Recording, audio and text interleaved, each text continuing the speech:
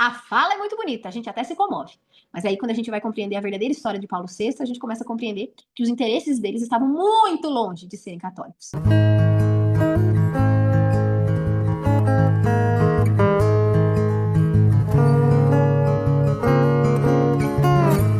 Durante a reforma do calendário romano geral, instituída por Paulo VI, falso papa, após o Concílio Vaticano II, houve uma grande reavaliação das festas e santos. O objetivo era focar nas celebrações com sólida base histórica e teológica. O motivo da retirada, que a vida de São Valentim é obscura e voltas em lenta. Então vamos pensar, um santo que foi proclamado no século V. Então, como que a gente poderia conservar, né? Sendo que o magistério da igreja, ele é conservado nos ensinamentos que são via oral, e aquilo que um papa promulga vale eternamente. Enquanto a igreja existir, e ela vai existir para sempre, e ele promulgou, nenhum papa, em nenhum momento da história, por qualquer que seja a razão, tem autoridade para desautorizar uma ação de um outro papa, porque todos estão em comum acordo. Essa é a unidade da Igreja Católica. Mas Paulo VI, como um falso papa vindo desta revolução modernista dentro da Igreja Católica, resolveu que São Valentim não era mais tão importante assim, né? E aí ele tirou São Valentim. Então hoje a gente nem fala mais sobre São Valentim, nem lembra mais que essa data era comemorada, era uma festa universal, ou seja, em todas as igrejas católicas do mundo inteiro, no dia 14 de fevereiro. Isso significa uma festa universal. Era comemorado o dia de São Valentim, falado, né, sobre as suas virtudes, a sua vida, o seu martírio, e contextualizado para que pudesse purificar esses dias das festas pagãs, que anteriormente eram em Roma, mas que hoje se aplica desde 1840 aos dias dos namorados, que é uma festa mais moderna, ok? Enfim, quem foi então São Valentim? Vou dizer para você. Valentim é um mártir, tá, cristão do século III, então assim, é recente não, antiguíssimo. Então, assim, você refutar um santo tão venerável por tantos séculos, porque não tinha prova suficiente, é meio que foge ao nosso racional, né? Há relatos que ele curava milagrosamente, né, a filha de um carcereiro, e celebrava casamentos cristãos em segredos ao amor e ao matrimônio. Por isso foi associado ao amor e ao matrimônio. Então, ele celebrava casamentos cristãos em segredos também. Poucas evidências históricas sólidas sobreviveram e há mais de um São Valentim na tradição cristã romana, ok? Então, quem foi São Valentim, esse mártir, né? Viveu aí em volta de 269 depois de Cristo. Então ele também viveu perseguições, né, do imperador Cláudio II. Na época não havia um processo canônico centralizado, ou seja, a igreja ainda não tinha um processo como tem hoje, né? Os primeiros mártires eram canonizados pelo culto espontâneo do povo e depois reconhecidos oficialmente pela igreja. Seu nome foi inserido nos martirológios antigos, especialmente o Martirológio de São Jerônimo, século 4 e 5, e mais tarde no Martirológio romano. Já no século V, o Papa Gelásio, em sua carta contra a Lupercalia, mencionou São Valentim como um dos santos cujos nomes eram venerados como fidelidade, embora sua vida fosse pouco conhecida. A festa de São Valentim foi então fixada no dia 14 de fevereiro, possivelmente para substituir a Lupercalia pagã, em 15 de fevereiro, com forma de purificar o calendário. O Papa, Gelásio I, é tradicionalmente reconhecido como quem promoveu o culto litúrgico universal de São Valentim, especialmente no Ocidente. A data foi incluída no calendário litúrgico medievais, especialmente a partir do Sacro Império Romano Germânico e das dioceses da Itália e da França. No século 13 e 14, São Valentim passa a ser associado ao amor romântico por influências de literatura inglesa e francesa. Ou seja, mulher, São Valentim foi escolhido estrategicamente por um sumo pontífice para purificar esta data, séculos antes da Valentine's Day existir. Ou seja, mulher, por que eles escolheriam nessa mesma data? O que isso tem de infiltração? O que isso mostra para nós? É isso que nós vamos observar agora. Infiltração e controle cultural, mulher. Festa sensualizada para destruir o pudor, redução do amor ao desejo e à conquista, controle da cultura por símbolos maçônicos, tá? Sociedades secretas, discretas, engenharia social para destruir o matrimônio, influencers e novelas promovem paixões desordenadas e a palavra-chave sempre é deturpação simbólica e afetiva. Mulher, tá fazendo sentido isso que eu tô falando para você? Tá conseguindo pegar as referências? Tá conseguindo compreender o que sim, o que não, o que nunca? Tá sim, mulher? Comenta aqui para mim quais são os seus principais insights. E aí agora nós vamos falar sobre essas influências. O porquê isso? O que tem a ver isso com a nossa vida, Andressa? O que isso se apresenta na nossa sociedade? Como é isso hoje em dia? Então, essa festa sensualizada para destruir o pudor. O que significa isso? A data é usada para legitimar a sensualidade como linguagem de amor, propagandas, filmes, músicas, vitrines transformam o corpo, templo do Espírito Santo, em vitrine de desejo. O pudor, virtude cristã essencial para a castidade ou respeito próprio, é ridicularizado ou apagado nesta data. A sensualização banaliza o sagrado do corpo, incentivando relações que são vazias, sem o intuito de invocação, sem aliança e sem eternidade. Quais são as consequências disso, mulher? Redução do amor ao desejo e à conquista. O amor, ele é reduzido ao jogo. Conquistar, prender, satisfazer, soltar. Trata-se do amor eros, voltado ao prazer, sem o amor ágape, que é o sacrifício. A cultura atual inverte a lógica cristã. Não se ama para entregar-se, ama-se para consumir o outro. Tudo vira picada, rolê, ensaio de casal. A verdade sobre o matrimônio como aliança eterna desaparece. Controle da cultura por símbolos das sociedades discretas. Corações partidos, flechas do cupido, anéis de brilho, falso, olho grego, o que se espalha como um amuletinho do bem. Esses símbolos não são neutros e fazem parte de uma cultura dirigida pelas sociedades secretas e por elites que controlam as narrativas. Elites judaicas. O amor simbólico é usado como distração para afastar as massas do verdadeiro sentido da vida, o céu. Engenharia social para destruir o matrimônio. A data é parte de um plano maior para desacreditar o matrimônio, o casamento, promover a fornicação, incentivar a contracepção, normalizar adultérios, e tudo isso é um projeto que não é espontâneo, mulher. Não é espontâneo. Eu quero que você compreenda, mulher. Enquanto nós estamos aqui entendendo e balbuciando um pouco do que está acontecendo na nossa vida, olhando para a nossa realidade, compreendendo e buscando no passado as respostas, nós temos milhões de pessoas que estão colaborando com um plano que está sendo elaborado desde o momento em que nosso Senhor Jesus Cristo pisou nessa terra, para a destruição da cristandade, para a destruição da ideologia de Cristo, para a destruição da nossa civilização cristã. Ok? Então é importante que nós, enquanto mulheres vocacionadas, nossa vida, católicas, cristãs, possamos estar vigilantes sobre quem de fato são os nossos inimigos, ok? E eu não quero saber de coisa não, mulher. Eu não quero saber de ver católico por aí, católica por aí, porque eu vejo bastante isso aí, brigando com protestante, brigando com essas outras seitas aí, porque, isso aqui. Meu amor, olhe para a sua religião católica, conheça a sua religião católica. Olhe para você, olhe para a sua vida. Você vê a trave. Como é que é a frase? Você vê a palha no olho do outro, mas não vê a trave do seu. Não foi assim que nosso Senhor nos ensinou? Então, mulher, pare de achar que os seus inimigos são as seitas protestantes, são as religiões talmudistas, são os muçulmanos. Conheça a sua história, conheça o verdadeiro catolicismo, conheça as diretrizes, as fontes e as bases. E, de fato, compreenda que o mistério da iniquidade já está armando o seu plano desde o momento em que Jesus se manifestou nessa terra e que nós vivemos o ápice deste momento, que é esse fim dos tempos, onde o reino do anticristo está muito próximo. E quando você começar a compreender quem de fato é a Igreja Católica e o que ela de fato fez neste mundo em que nós vivemos, você vai compreender que o teu inimigo não são as pessoas que não comungam desta mesma fé, mas sim aqueles que querem destruir e que estão muito mais próximos de entrarem no ápice dos seus planos malévolos contra a sociedade cristã. E você precisa estar atenta, principalmente você, que é esposa, que é mãe, que tem um ministério leigo, né? Assim como o meu, que precisa compreender que rumo vai seguir para levar os seus filhos, para levar a sua família a Cristo. Como você faz para se desviar das coisas que não são e não agradam a Deus. Então, o primeiro passo, mulher, é se fechar para essa ideia redundante de achar que nós precisamos convencer e converter protestantes por aí e compreender que a conversão é individual e que você precisa compreender quais são as razões da sua fé e conhecer a sua fé, para que você possa se salvar e, consequentemente, levar a sua família. Então, conheça os inimigos, e os inimigos da igreja não são aqueles que também proclamam Jesus. Aqueles que também proclamam Jesus, mas estão fora da igreja católica, são para nós motivos de caridade, motivos das nossas orações, motivos dos nossos pedidos de conversão. Mas, além disso, não são para que a gente possa bater neles, não são para que a gente possa se colocar acima deles. Nós não somos acima deles, nós somos pecadores. É por isso que nós confessamos nossos pecados para o Padre. É por isso que nós queremos o batismo, é por isso que nós queremos os dons do Espírito Santo com a crisma, é por isso que nós defendemos os sacramentos, não para nos colocar acima dos outros, como os fariseus na época de Jesus, mas para nos colocar no nosso lugar de filha de Deus na terra.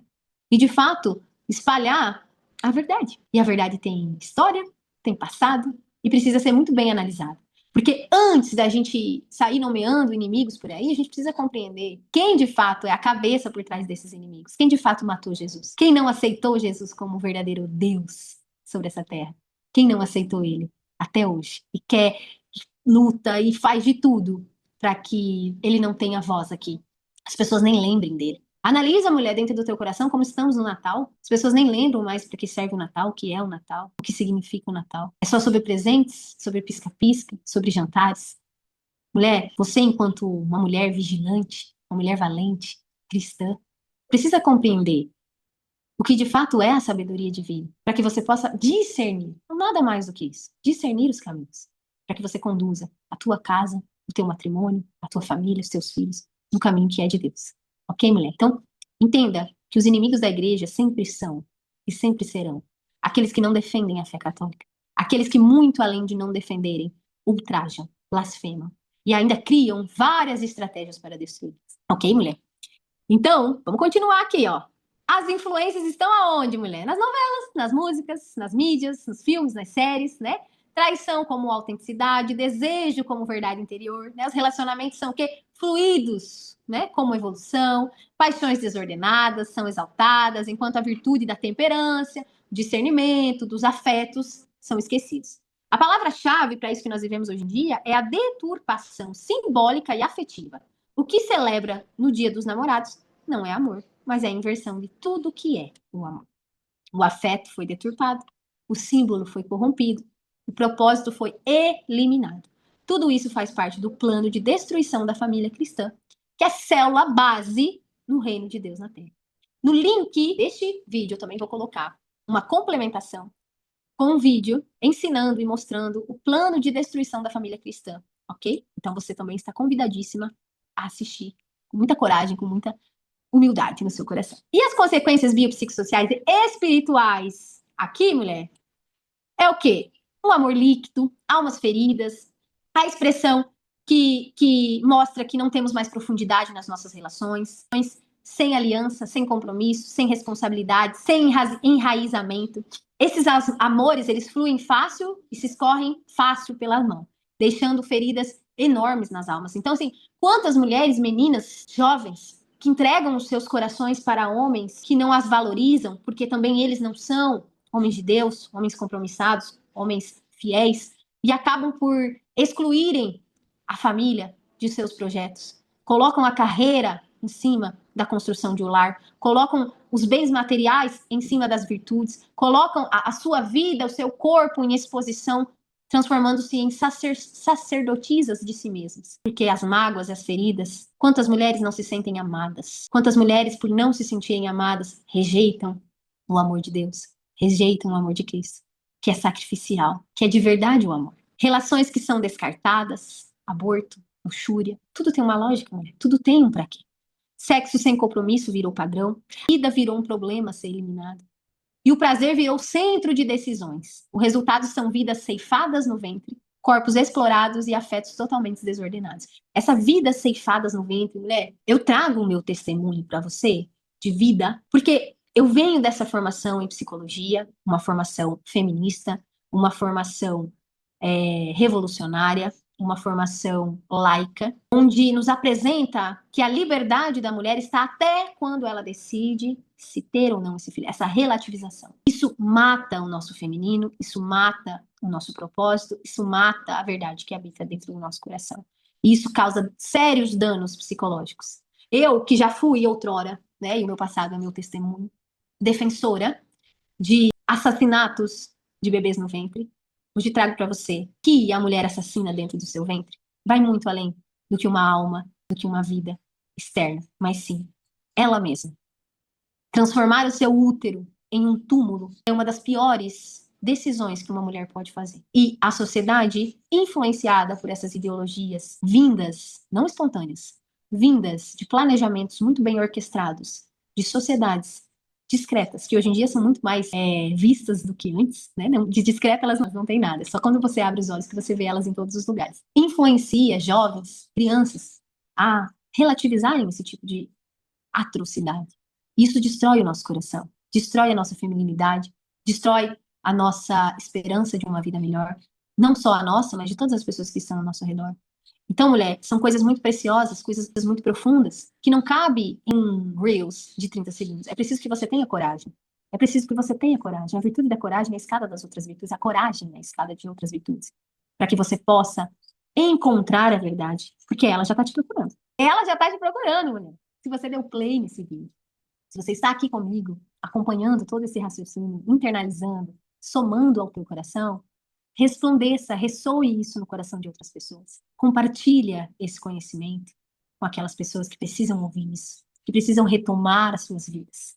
Compartilha com mulheres que precisam ser vigilantes também sobre sua casa, seus maridos, seus corpos, para que a gente possa, de fato, criar essa comunidade de mulheres valentes que se posicionam perante a vida e servem a Deus de todo o seu coração, compreendendo que, assim como Santa Maria Madalena, que outrora foi uma adúltera, uma prostituta, nós também possamos compreender que os nossos erros são partes da nossa vida, mas que não definem o nosso futuro e nem a misericórdia de Deus na nossa vida. Então a gente precisa compreender quais são as ideias que influenciam as nossas crianças a terem pensamentos tão sádicos, tão satânicos, e a sociedade ver isso como natural. Nós precisamos compreender por que isso existe. Esse é o meu compromisso com você, mulher. O meu compromisso é trazer a verdade que me libertou das minhas próprias travas, dos meus próprios bloqueios, tanto de empreendedorismo, quanto de carreira, quanto de vida pessoal, de relacionamento, de espírito. Então eu preciso que você compreenda, mulher, que muito além de um conteúdo denso, que eu sei que é, muito além de um conhecimento profundo como esse, o que a gente precisa é de verdade na alma, para que a gente possa conquistar a vida que a gente deseja e, além disso, conquistar o céu. Porque a vida eterna existe, né? Basta que você possa escolher com sabedoria e viver aqui na Terra para onde você quer viver, né? Então, assim, eu prefiro viver no céu. Eu quero o céu que eu quero. Então, o que eu preciso transformar no meu coração? O que eu preciso aprender? E, principalmente, o que eu preciso ensinar daquilo que eu aprendo. Então, com muita coragem, com muita humildade, eu me coloco aqui, servindo você desse conhecimento que, para mim, é tão rico e valioso. E eu estou ofertando para você, né? Para que você possa também se informar. Porque a minha posição aqui, mulher, nunca é de te colocar verdades com ela abaixo, tá bom? É sempre um movimento com muita coragem, muita humildade, de não tô aqui para convencer você, mulher. Tô aqui para te informar, para te colocar a par de algumas situações que, no meu ver, deveriam ser muito mais gritadas do que são. Então, se não há quem grite, então eu vou fazer esse trabalho.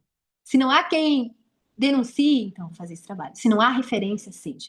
Então, que você possa ser referência dentro da sua vida, dentro da sua casa, dentro do seu trabalho, referência da verdade, referência daquilo que realmente está acontecendo e do que nós podemos fazer dentro do que nós somos e do que nós temos ao nosso alcance. Ok, mulher? Essa é a minha contribuição para que você também tenha uma vida bem-aventurada. Ok? Então vamos continuar aqui, mulher? Olha só. Julgamento espiritual. Fornicação, idolatria do prazer. Fornicação é relação sexual fora do matrimônio. Então isso sempre foi visto como um pecado grave. É um pecado grave. Né? Então nós precisamos entender como que nós educamos os nossos jovens, as nossas crianças, para que eles sejam castos e possam, de fato, acessar o Espírito Santo de Deus que habita no coração deles, para que eles possam discernir para qual lado eles vão. Se a minha vocação é o matrimônio, então serei um homem honrado, um homem que tem o seu papel, a sua função, o seu compromisso, a sua responsabilidade dentro de casa. Se eu vou ser uma mulher, uma esposa, uma mãe, o que eu preciso entender para eu conseguir conduzir as minhas crianças, a minha família para um lugar santo para Deus? Se eu vou seguir uma vida religiosa, se eu vou ser sacerdote, se eu vou ser um frei, se eu vou ser... A gente precisa desse discernimento e somos nós, pais dessa geração, que vamos fazer com que a sociedade possa voltar a um nível de vida que seja sustentável, pelo menos dentro das quatro paredes da sua casa. Pelo menos aí a paz que precisa existir dentro do seu coração quando você dorme e dentro da sua família, quando você almoça, quando você janta, quando você senta no sofá, quando vocês rezam juntos. Esse é o momento, esse é o lugar. Porque nós não vamos mudar o mundo. Nós não temos força para isso, mas Deus tem. E Ele usa das nossas capacidades, da nossa inteligência, da nossa sabedoria, dos talentos que Ele nos deu, para que a gente possa, de fato, servir Ele à altura do que Ele merece. E com certeza, é pouco o que a gente faz, mulher. É pouquíssimo, pouquíssimo. Tá, mulher? Então, essa idolatria do prazer é um altar moderno. Nele se oferece o corpo e se sacrifica a alma e se perde o temor de Deus. O juízo de Deus virá sobre os que brincam com os mandamentos. Não há romantismo que neutralize a verdade eterna. Então, em Hebreus, os fornicadores e os adúlteros Deus julgará, né? Isso ele está nos dizendo, né? Então, não sou eu que estou trazendo isso para você, não é um padre qualquer, é todo o magistério da Igreja Católica de sempre, com as tradições, a Bíblia e todos os ensinamentos e dogmas. Então a gente precisa compreender que sociedade nós vivemos e como nós podemos fazer para mudar a nossa mentalidade, o nosso coração, para que também facilite a vida dos nossos, né? As mulheres são usadas, os homens são fracos, os lares são vazios. A consequência mais visível dessa cultura é a destruição da família, como já previsto por Fátima, Nossa Senhora de Fátima, em 1917.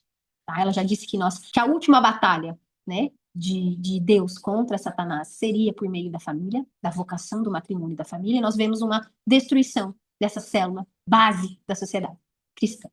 Mulheres machucadas que se entregam esperando amor e recebem só desejo e acabam se fechando para Deus.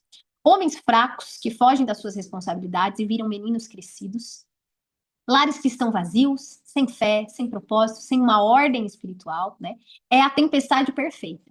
Afetos mal resolvidos, mais pornografia, mais ausência de vocação. A pornografia, ela destrói a mentalidade criativa, comunicação, né? Então, tudo isso está incluso aqui. E se nós estivéssemos, volto a falar para você, eu vou sempre lembrar você isso. Se nós tivéssemos um Papa verdadeiro nos últimos 65 anos pós-Concílio Vaticano II, ao menos teriam sido escritas para denunciar a destruição da família católica, família cristã, sociedade cristã, para que nós fôssemos alertadas das coisas que estavam por vir. Mas não. Não foi bem assim. Muito pelo contrário, pós-Concílio Vaticano II, essa sociedade discreta tomou posse daquilo que era sagrado. E hoje vem com o seu carisma, com os seus trajes de conservadorismo e suas palavras bonitas, enganando muitas pessoas. Isso é muito triste, mas a gente precisa acordar, ok? Palavra-chave, então, desordem da alma, perda da nossa vocação. E no fim, o que nós vemos é uma alma desordenada, que não tem referência do alto, ou seja, as depressões, as ansiedades, as percas de sentido, é porque não se tem uma visão para o céu, não se tem uma visão para o alto, não se tem uma visão de um Deus que ama e que protege, ok? Um coração fragmentado, que não sabe mais escolher nem esperar. Então, a paciência tudo alcança, diz Santa Teresinha d'Ávila, né? Então, a paciência tudo alcança. Nesse caso, nós vivemos uma situação, uma vida em que nós temos dificuldade de escolher e paciência zero. Então, nós precisamos cultivar essa virtude dentro dos nossos lares. Uma vocação ferida que não consegue mais entender o valor do matrimônio como caminho de santificação. Uma vocação ferida, mulher. Quantas mulheres assumem o matrimônio, a vocação do matrimônio, e são incapazes de terem um amor sacrificial, como nos ensina nosso Senhor Jesus Cristo. A vocação do matrimônio está relacionado, isso é magistério da Igreja Católica Verdadeira de todos os tempos. Cristo é para a igreja como o marido é para a esposa. Cristo é a cabeça da igreja, o marido é a cabeça da esposa. Paulo nos diz isso. A esposa é como a igreja para Cristo. Cristo morre para a igreja obedece a Cristo até o fim. Então, como que nós estamos criando esses homens líderes de famílias, cabeças de famílias? Como nós estamos criando essas mulheres para serem submissas à vontade de Deus? A vontade de Deus, submissa à vontade de Deus. Como que a gente consegue estabelecer isso? Como que a gente faz isso? Porque as mulheres estão surtando, mulher. Em colapso. As mulheres estão, os maiores índices de burnout dos últimos 10 anos são de mulheres. Isso não é um dado bonito, isso não é feliz. Porque quando a mulher entra em um burnout, por um trabalho que é externo, coisa que em nenhum momento foi prioridade da vida dela, ela acaba destruindo a nutrição do seu lar, porque a mulher é o coração da casa. Então, se ela não está bem, o marido não está bem, os filhos não estão sendo bem educados, a família não está andando para algum lugar, está paralisado. No passado, nas mágoas, nas tristezas, nas dificuldades, nas travas. Esse matrimônio não tem diálogo, esse matrimônio tem briga, esse matrimônio tem conta para pagar, mas ele não está intimamente relacionado com a sua vocação. Qual é a vocação do matrimônio? Fazer o outro feliz, santificar-se. Fazer o outro feliz e santificar-se não tem nada a ver com realizar os próprios desejos fúteis, mas abdicar das suas próprias escolhas para o bem maior. Abdicar. Pai, nosso Senhor diz assim, Pai, tudo te é possível. Se for possível, se tu quiseres, afasta de mim esse cálice, mas seja feita a sua vontade. A vocação do matrimônio tem essa simbologia. Você gostaria de entender mais sobre isso? Comenta aqui embaixo. Quero saber mais sobre isso. Andressa, fala sobre vocação, matrimônio, traz exemplo. Eu vou amar fazer isso e servir você nesse assunto também, tá bom? Mas hoje aqui o foco é dia dos namorados, hein? O dia do vocação do matrimônio, eu quero que você entenda, mulher. Que quando você destrói isso dentro da sua casa, você abre espaço para vocação do matrimônio nos seus filhos. Então, a primeira pergunta, você, mãe, vigilante, mãe, valente vigilante aqui. Primeira pergunta que você vai fazer pro seu filho quando você sair dessa aula, dessa nossa ressonância.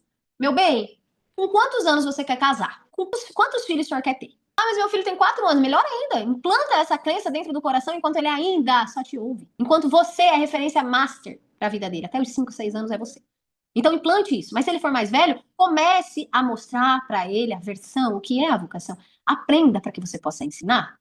Aplique na tua carne para que você possa replicar. Coloque isso dentro do seu coração para que depois você possa fazer. A grande chave de uma comunicação que de fato é comunicativa é você testar na tua carne, colocar no teu coração e depois passar por seus. Ok, mulher? Então, é uma alegria muito grande poder dividir tudo isso aqui com você. Para mim é uma delícia, ok? E para a gente encerrar a nossa ressonância, esse quadro maravilhoso que nós temos aqui no nosso canal, a história de uma alma. Eu sempre vou trazer a história de uma alma para a gente entender para onde que a gente pode olhar nesse cenário, ok? Então, vamos falar dele, Santo Antônio, esse santo que foi tão especial na minha própria construção, enquanto vocação, enquanto vida, né? Enquanto pessoa, né?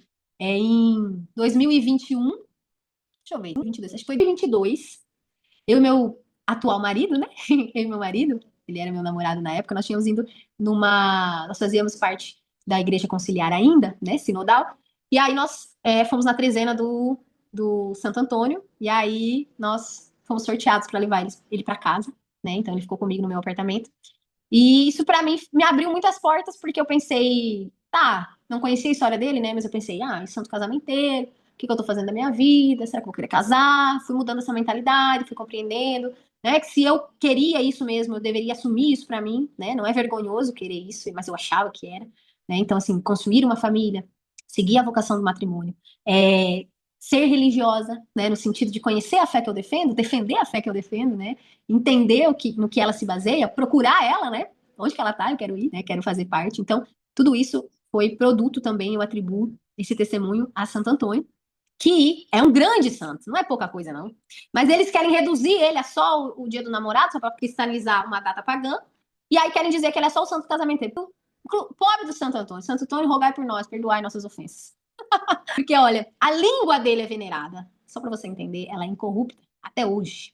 A língua dele. Por quê? Porque o que ele falava tinha fogo, tinha verdade, tinha vida nas suas pregações. Então ele era um homem, né, de uma família rica, ele era nobre, ele estudava profundamente as Sagradas Escrituras. Então, assim, nessa época de Santo Antônio, não é todo mundo que tinha uma Bíblia em casa, sabe? Só nos mosteiros, só o pessoal mais rico tinha acesso, até porque os camponeses não sabiam ler, ainda não foram todos evangelizados desta forma. Então, ainda era uma sociedade que ainda mantinha os seus sábios, são donos dos ensinamentos, que eram aí em mosteiros ou pessoas que tinham contato com esses lugares. Então, Santo Antônio era este santo, essa pessoa. Sua vocação missionária cresceu no seu coração, ele tinha um desejo de martírio, então ele tentou ir para o Marrocos, né, para evangelizar por lá, porque ele gostaria muito de ser martirizado pelo nome de Jesus, então isso é um gosto muito peculiar em todos os santos, né, e quando a gente entende que o sofrimento poder somar, poder levar para si e ofertar com bom grado esse sofrimento a Deus,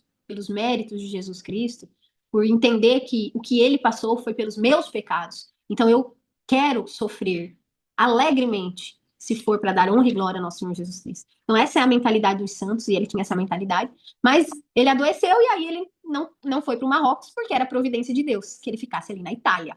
E aí ele começou a pregar, era um pregador extraordinário, convertia multidões, expulsava as heresias. Então, assim, tinham muitos heréticos nessa época, né? Tinham aí várias heresias sobre Jesus não ser Deus, sobre a Igreja Católica não ser a igreja fundada pela sucessão apostólica, enfim, várias heresias na época, e ele destruía com seus lindos argumentos, porque quando se fala de verdade, a verdade tem história, tem fatos, tem argumentos, tem documentos, né? Então ele fazia muito bem essa explanação sobre a fé, e além de tudo, como ele era sacerdote também, ele também utilizava dos conhecimentos dos ritos e das homilias da palavra do Senhor para também fazer os seus chamados, né, para os seus povos. Ele foi chamado de Arca do Testemunho por São Francisco de Assis, ok? Amor encarnado. Olha só, seus sermões exaltavam a fidelidade, a verdade e a humildade no matrimônio. 3 palavras maravilhosas: fidelidade, a verdade e a humildade. Olha só que interessante como que isso relaciona com o nosso Senhor Jesus Cristo. a fidelidade de obedecer com todas as consequências, a verdade, né? Porque ele mesmo responde para Pilatos, né? Que ele veio, foi para isso que ele veio, para defender a verdade. E a humildade de se colocar, mesmo sendo tão grande, se colocar como alguém, recebendo aquelas culpas que não era dele, né? Conhecido por reconciliações impossíveis entre casais e famílias, então nesse espírito pacificador entre conflitos. E ele foi chamado até hoje de santo casamenteiro, né? Não por incentivar paixões, mas por inspirar uniões que são fundadas em Deus. Né? Então, quando você constrói a casa sobre a rocha, né? Você edifica o teu lar. Morte e glória. Morreu aos 36 anos, jovem, em 1231. Foi canonizado menos de um ano depois por tantos milagres e frutos espirituais. Foi um dos santos mais rápidos a ser canonizados. O que a igreja transmite sobre ele? A tradição católica, os biógrafos medievais como Frei Arnaldo de Sarrano e os documentos da ordem franciscana sempre o descreveram como casto desde jovem. Então tem algumas histórias por aí que ele andou, era casado, ele tinha noiva, isso. Então essa é a fonte da Igreja Católica de todos os tempos e é isso que ela nos ensina sobre Santo Antônio. Casto desde jovem, totalmente entregue à missão evangélica, firme na doutrina, admirado por São Francisco, realizador de inúmeros milagres, e qualquer tentativa de mundanizá-lo ou torná-lo um galã religioso é distorção da sua real identidade. A ressonância para o coração feminino. Então, Santo Antônio não unia pessoas pela carência, mas pelo chamado. Ele entendia que amar é ensinar a alma do outro a voltar para Deus. Que cada mulher aqui não deseja apenas ser amada, mas ser instrumentos do amor verdadeiro, como ele foi. E para a gente encerrar, mulher, eu quero dizer uma coisa no fundo do meu coração para você. Eu espero que todo esse ensinamento, todo esse nosso mergulho, essa nossa ressonância, possa ter encontrado lugar dentro do teu coração, não só de dúvidas, mas de inquietação, para que você vá atrás da verdade, encontre a verdade e possa, de fato, viver uma vida melhor, uma vida bem-aventurada, mais tranquila, compreendendo que a paz está em ser totalmente de nosso Senhor Jesus Cristo. E esse é o grande objetivo, que a gente possa, de fato, conhecer a história, o fato, e discernir qual é o meu lado da história. Em relação a esse Dia dos Namorados, eu quero que você discirna no teu coração qual é a melhor maneira de usar essa data a seu favor, a seu critério, sem julgamentos. Se você é daquelas que entrou aqui, saiu aqui, tudo bem, cada um com as suas escolhas. E se você é daquela que retém e vai observar, melhor ainda. Então, compartilhe aqui comigo a sua opinião, o que você acha sobre tudo isso que você já viu, o que foi novidade para você. Vai ser incrível estar aqui com você. Aciona lembrete, inscreve-se no canal. Semana que vem tem mais ressonância, mais sabedoria para que você possa aplicar na sua vida, tá bom? Um beijo, salve Maria!